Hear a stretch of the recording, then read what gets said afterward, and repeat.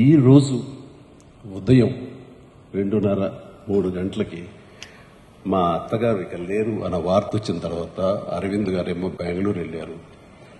నేను ఒక్కడిని ముందు వెళ్ళినవాడిని. నేను అక్కడికి వెళ్ళిన తర్వాత ఆవిడ నో మోర్. ఆ సమయంలో గోపి గారు మనం అనుకున్న ఈ ఆర్గాన్ డొనేషన్ గురించి నాకు గుర్తుకొచ్చింది.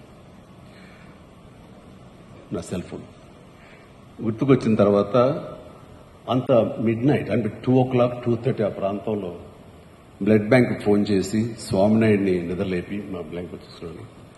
ఎల్వి ప్రసాద్ హాస్పిటల్ ఎవరైనా టెక్నీషియన్స్ ఉంటారా, నేను ఆవిడ కానీ ఐ డొనేషన్కి నేను మిగతా ప్రిపేర్ చేస్తాను అంటే, సార్ ఈజీ చేతి సార్, వాళ్ళు రెడీగా ఉంటారు, స్టాండ్ బై 24/7 అంటే వాళ్ళకి తీసుకురా ముందని చెప్పేసి అరవింద్కి ఫోన్ చేసిన. అరవింద్కి తెలిసి ఎయిర్పోర్ట్కి బయలుదేరాడు.